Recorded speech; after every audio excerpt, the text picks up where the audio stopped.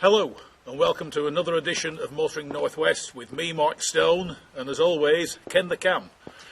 Today I'm here at Rookery Hall in Cheshire with Andy Heiron Dacia. Please note Dacia, not Dacia. Dacia brand manufacturer. Thank you very much. It's not every day that somebody actually gets my surname and the company I work for right. Basically, when did the Dacia range, it used to be here many years before, and then it went away, and now it's returned. How's it been accepted on the UK market? Oh, fantastic success.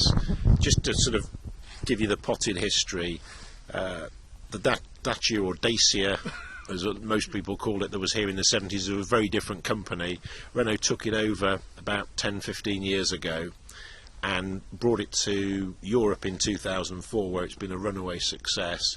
We were typically British, a bit late to the party, but we launched in January last year, so January 2013, with Duster, and we sold just over 17,000 vehicles, which is probably a record for first year sales of any new car company in the UK, so really pleased. On the back of the Duster, of course, you have the new Logan, Yep. which is a multi-purpose vehicle, hence its title, the MPV, and of course the Sandero, that on certain other programmes has been the butt of a few jokes, but is now proving itself to be besides being a good little vehicle, there's very few other vehicles out there can touch it price-wise. But there again, that's something that applies to all the Dacia range. It's what we pride ourselves on. We talk about shockingly affordable prices and do the maths and things like that. So Sandero, you've on the first point, 5,995, and you can get some very nice spec moving up to the range, choice of petrol or diesel, and yeah, Top Gear may knock. Well, am I allowed to mention them? You can do if you want. Certain popular motoring programmes may knock it, but whenever we're on Top Gear, we see, and James May's a big advocate, we see a massive spike in web interest, people making inquiries, test drive requests. So they say there's no such thing as bad publicity, and on that basis I'd say it's certainly working for us. Yeah.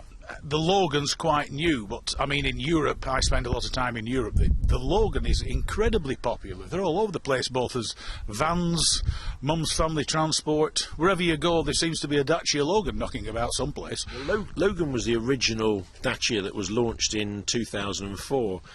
Logan MCV that we've got in the UK is a very different car. It's basically an estate version of the Sandero. Big capacity, which is we say MCV for the C means capacity. It's a big estate car, and again starts at just under £7,000. I think the car you drove today was probably not much more than £7,000 on a press test day. So you know you really can't complain, and again from a price point of view, there's no one really to touch it. I mean that's the big thing, but with the three vehicles, in many ways, what direction is Dacia now taking?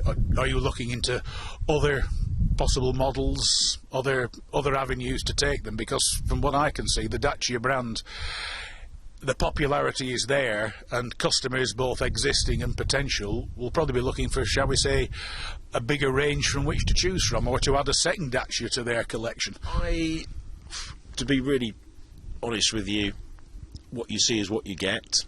Certainly for the next couple of years, we would say the stepway version of Sandero is a model in its own right. So we've got we launched 4 cars in the space of 9 months, which is probably a bit greedy really, but the opportunity was there to do it. So what we've done is we've made sure that we've got the products in the right segments of the market. So the B segment, the small car segment, very popular with Sandero and with stepway. If you're looking for a car, put Dacia on your shopping list there. Nice estate car, and I know you're a big fan of the Duster, but a proper 4x4 that starts at £11,500 for a 4x4, £9,500 for the 4x2. So again, it's a great package, really. Yeah, I mean the interesting thing about the Duster is there's Nissan input into the vehicle.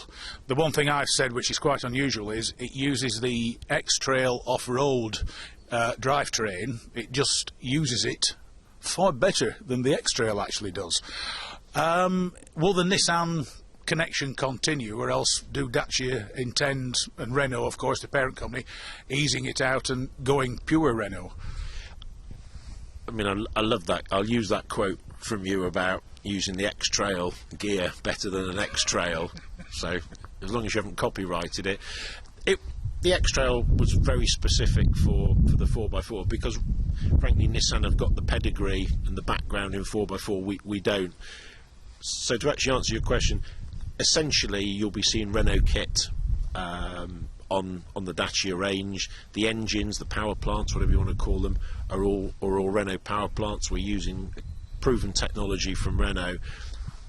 So I think it will be it'll be Renault, but we'll dip into the sort of Nissan toolbox, so to speak, as and when we need it. And the X-Trail and Duster is probably a very good example of that.